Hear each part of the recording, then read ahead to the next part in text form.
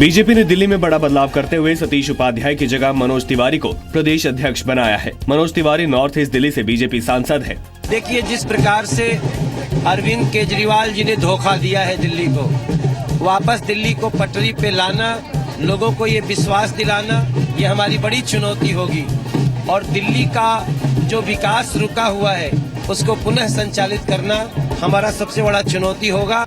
हर 3 साल पर बीजेपी में अध्यक्ष बदले जाते हैं। पिछले साल दिल्ली और बिहार को छोड़कर सभी राज्यों के अध्यक्ष बदल दिए गए थे। सांसद मनोज तिवारी शुरू से ही प्रदेश भाजपा अध्यक्ष की दौड़ में शामिल थे।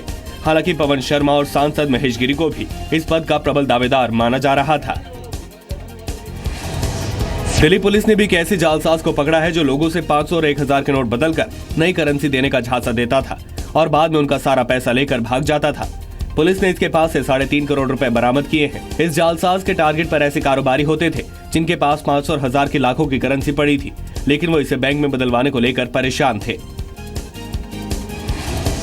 नोट बैन के बीच दिल्ली में एक ऐसा कैफे है जो लोगों से बिना पैसे लिए खाना मुहैया कराता है। दिल्ली यूनिवर्सिटी के नॉर्थ कैंपस में एक कैफे है। डीमोनेटाइजेशन के बाद से इस कैफे को लोग काफी पसंद कर रहे हैं। यहाँ आप किताबों के बदले अपने मनपसंद की खाने की चीज ले सकते हैं। पिछले 10 दिनों में किताबों के बदले कॉफी और खाने के लिए यहाँ आने वालों की संख्या में 60% का इजाफा हुआ है।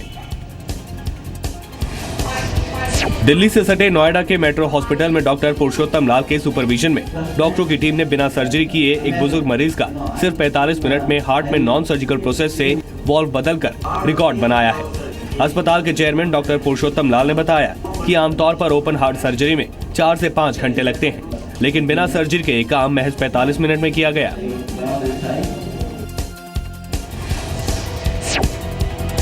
दिल्ली में हर दिन 16 लोगों का अपहरण होता है। साथ ही इस साल 15 नवंबर तक अपहरण के 5920 मामले पुलिस में दर्ज कराए गए।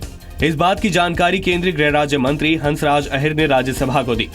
गृह राज्य मंत्री ने सदन को ये भी बताया कि इस साल दिल्ली में लापता लोगों के 20,882 रिपोर्ट्स पुलिस में दर्ज कराई गई।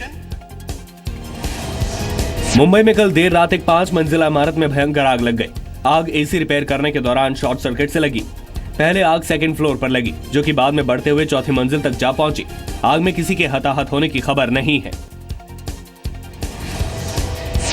भगोड़े विजय माल्या के जेट विमान को नीलामी में बेचने में अब तक नाकाम रहा सर्विस टैक्स डिपार्टमेंट नए सिरे से नीलामी प्रक्रिया शुरू करने की तैयारी कर रहा है। सर्विस टैक्स 535 करोड़ रुपए के बकाया को हासिल करने के लिए अब तक 3 बार नाकाम कोशिश कर चुका है। तीसरी नीलामी 28-29 नवंबर को हुई थी। बॉम्बे हाईकोर्ट ने साफ किया है कि किसी पासपोर्ट धारी को विदेश जाने पर रोकने का अधिकार किसी अधिकारी को नहीं है। हाईकोर्ट ने टिप्पणी जेट एयरवेज के कैबिन क्रू हेड समित राजानी की तरफ से दायर याचिका पर की। समित का पासपोर्ट 10 साल की जगह पासपोर्ट अधिकारियों ने 1 साल के लिए ही रिन्यू किया था। बॉम्बे हाईकोर्ट ने डॉपलर रडार के लिए जगह तलाश कर पाने को लेकर बीएमसी को फटकार लगाई है। हाईकोर्ट ने कहा कि इस मामले में बीएमसी बेहद ढुलमुल रवैया अपना रही है। जवाब में बीएमसी कमिश्नर ने कोर्ट को बताया कि उन्होंने मौसम विभाग की तरफ से आइडेंटिफाइड की गई जगह को मंजूरी दे दी है। नवी मुंबई के पनवेल में केमिकल कंपनी में भीषण आग लग गई। आग प्लांट नंबर W75 में लगी। आग बुझाने के लिए फायर ब्रिगेड की 10 गाड़ियां बुलाई गई थी। इस हादसे में लाखों का माल जल गया। आग लगने की वजह का अभी खुलासा नहीं हो पाया है।